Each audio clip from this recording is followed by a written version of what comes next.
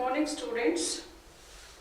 Today we are going to discuss the another approach, those solve some problem. So we have seen some sorting problems, how we can sort list of elements. So different sorting algorithms we have seen, like quick sort, merge sort, heap sort, how we are going to sort the number of elements. Now there are various problems in day-to-day life that we usually solve. So how we are going to, how do we solve? Basically we have a procedure and we are solving, but actually we are you can say following a process basically. So there are a number of approaches by which we can solve a problem. So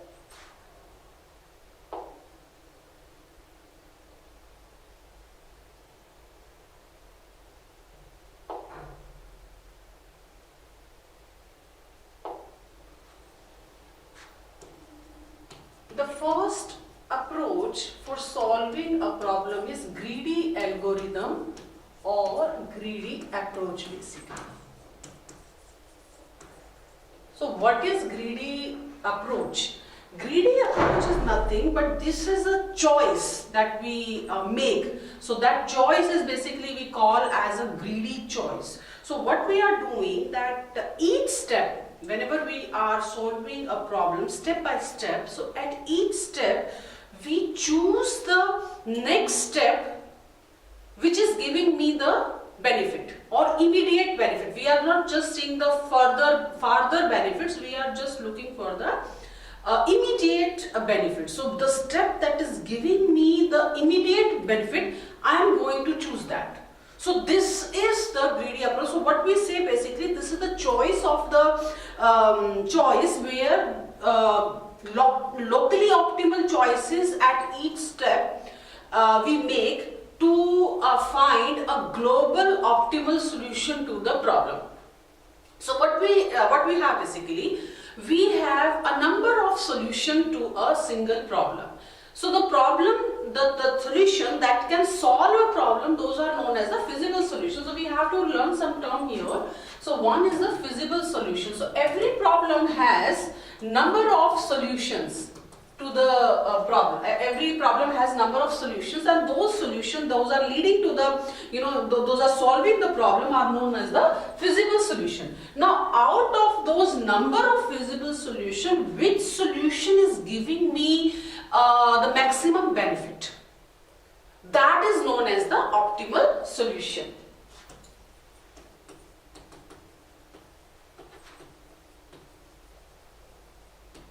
So feasible solution is the number of solutions available for a problem.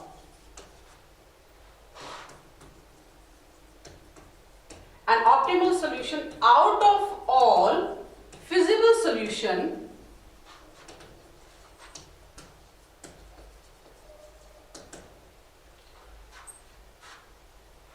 which solution, the solution that gives maximum benefit. Maximum benefit. So that becomes the optimal solution. So what happens, for example, this maximum benefit, this term is wide. Okay, depending upon the problem, this maximum could be the minimum also. Like for example, if we try to find the distance between the shortest path, basically if you are finding the shortest path between two cities or two destinations, so the shortest, the minimum distance basically will become the maximum benefit here. So the maximum benefit will become kind of the minimum thing here. Sometimes it is maximum only. For example, if I want to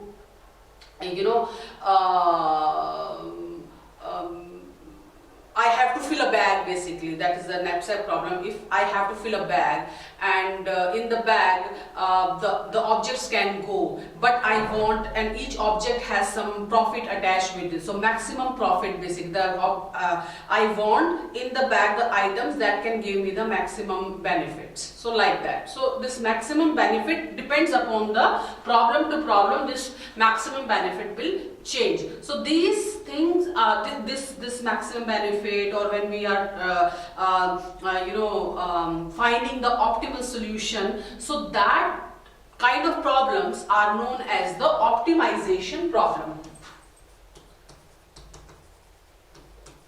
These are known as the optimization problem.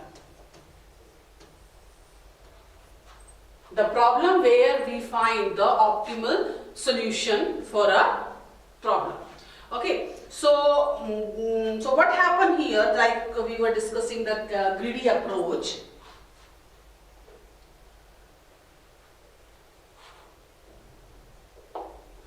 So this is the greedy algorithm is nothing but this is the paradigm that takes or that builds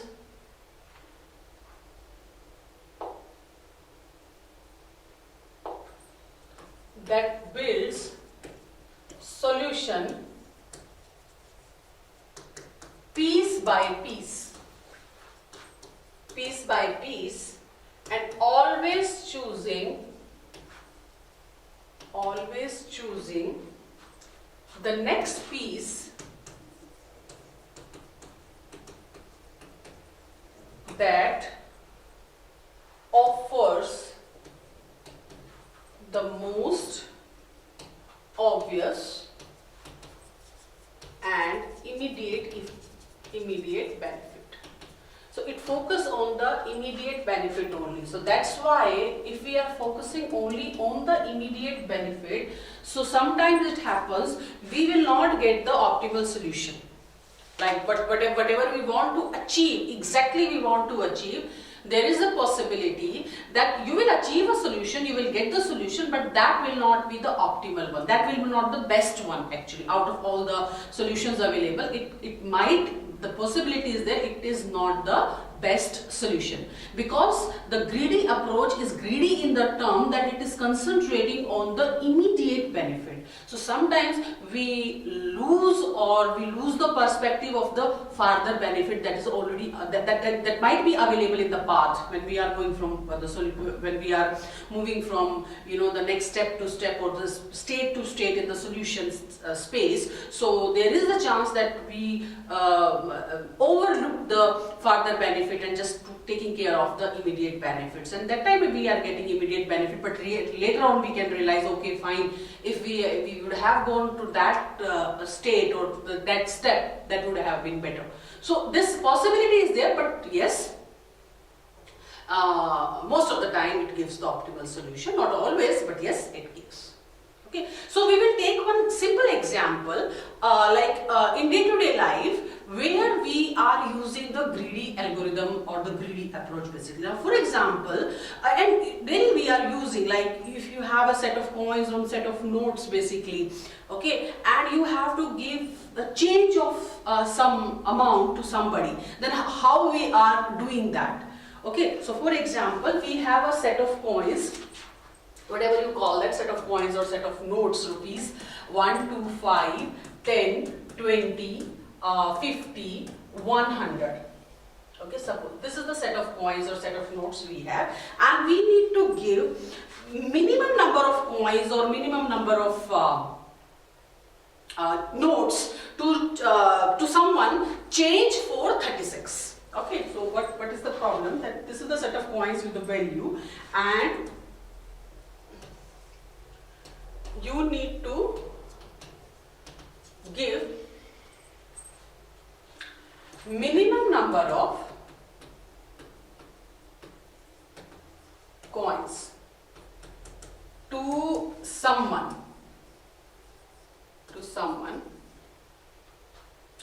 and what you have to give, change for 36. So how you will choose the coin, which coin basically you will give for change of 36 to someone? That's the problem here. So if you see here, but we have to look for the minimum number of coins. Okay, this is the optimization problem. This is minimum. We have to, there must be some kind of goal. So my goal is to provide the number of coins, but that number of coins to someone should be the minimum number of coins. Okay, so how the greedy algorithm will work? Greedy algorithm, like I have to give the change of 36. So what I will do, I will select the coin, the largest coin basically out of all the set available, from the set available. I will select the largest coin available that is equal to or less than 36. Okay, because why I will give the a coin bigger than 36. Okay, so I'll pick the coin that is equal to or less than 36. So if we will pick that, so pick the coin that is less than or equal to 36. So which is that coin? That coin is 20. If you see, largest coin, pick the largest coin.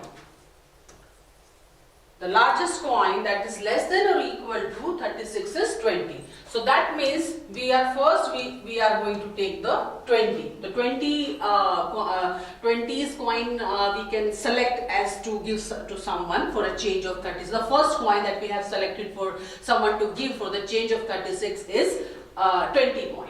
Okay, after that, now how much money is left?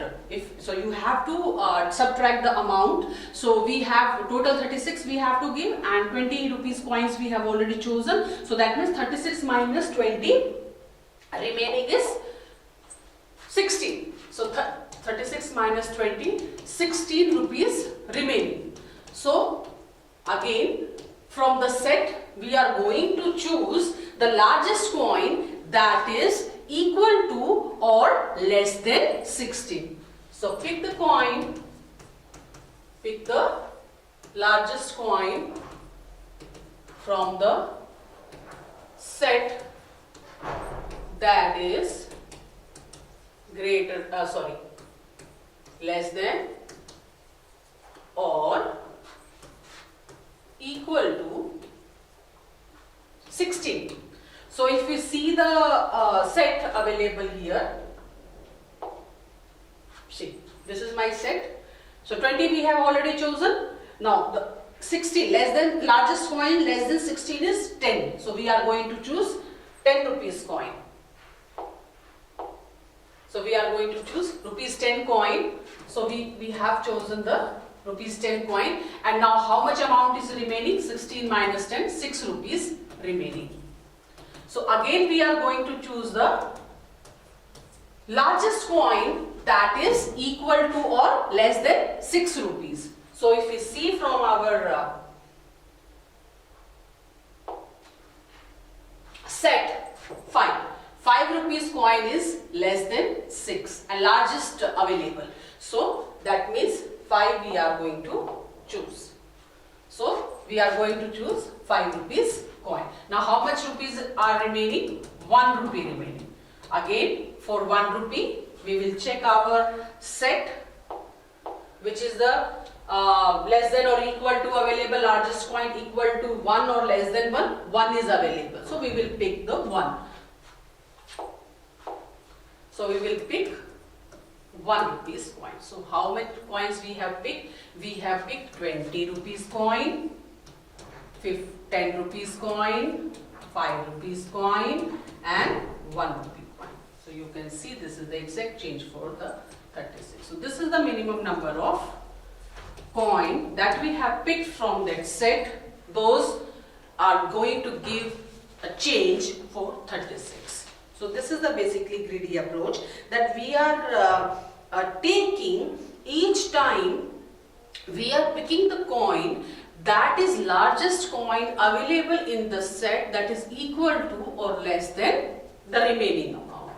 So this is the greedy approach basically. This is how the greedy algorithm works, and this is one example, or you can say the application, where in day-to-day life we are using the greedy algorithms or the greedy algorithm. So likewise, we have number of applications of the greedy algorithm. So I will give you some example applications of greedy algorithms. So many algorithms are available. One by one we will, one or two algorithm we will see also. So basically, one example we have seen for giving someone change, for giving someone change. Okay, this we have seen. Then number 2, find the shortest path between maybe cities. So here we are using the algorithm is Dijkstra. Dijkstra algorithm we are using. Bellman Ford algorithm we are using. These are the name of the algorithm that we are using. Okay. Then we are determines the most valuable item to carry in a bag. To carry in a bag or knapsack with a limited weight capacity. With a limited weight capacity. This problem is known as fractional knapsack problem. This we are going to see how we are going to solve this. Fractional knapsack problem. Then we have activity selection problem. We are going to choose number of, there is a set given, a set of activities will be given, and then we have to select the maximum number of activities that can be done by a single person. Okay. Then we have job sequencing and job scheduling problem. Number 5, job sequencing and scheduling problem. Number of jobs will be given, and we have to arrange them in a particular order so that we can have the maximum number of job done. So that is job sequencing, job scheduling problem. Then in machine learning also we can use in machine learning we are using basically, not we can use, we are using basically in machine learning problems like a feature extraction. For example, this is one of the example we are taking in machine learning when we are extracting the features. So we are we are extracting the feature those are useful to us right now, basically only right now. So that is one of the application. Then we can use in image processing also. In image processing also we can make use of greedy approach, where we are using the Huffman coding algorithm. Here we are using Huffman coding algorithm, basically Huffman coding algorithm for compressing the image. Then we have game theory. When two players are playing a game, so what will be the next move of a player so that it is going to win the game. That is basically the game theory, where we can use the greedy algorithms. So the problem that we are going to discuss today, this is the general thing about the greedy approach and the greedy algorithm. So the problem that we are going to solve using the greedy algorithm, the first problem that we are going to discuss is the fractional knapsack problem.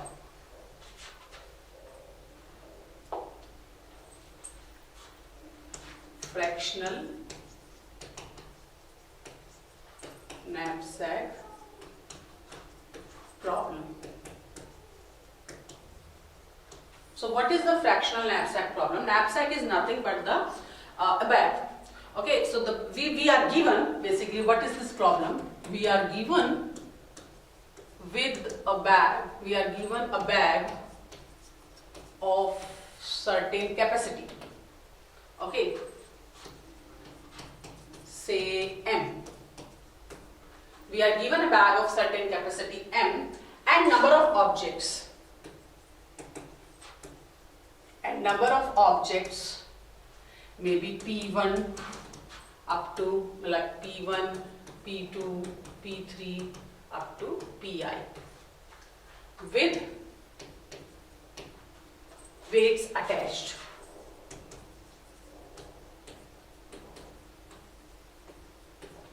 W1, W2 to Wi respectively. What we have to do? We have to fill the bag to the maximum capacity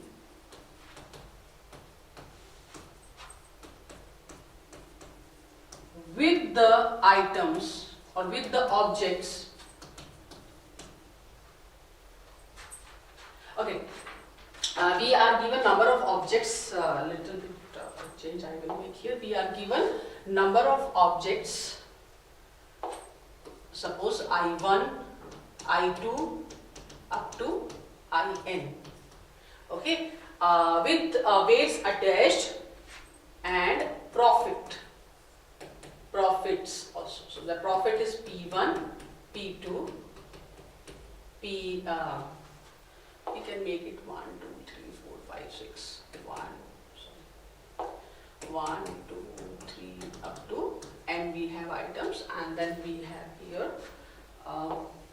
weights attached, Wn, and we have the profit attached.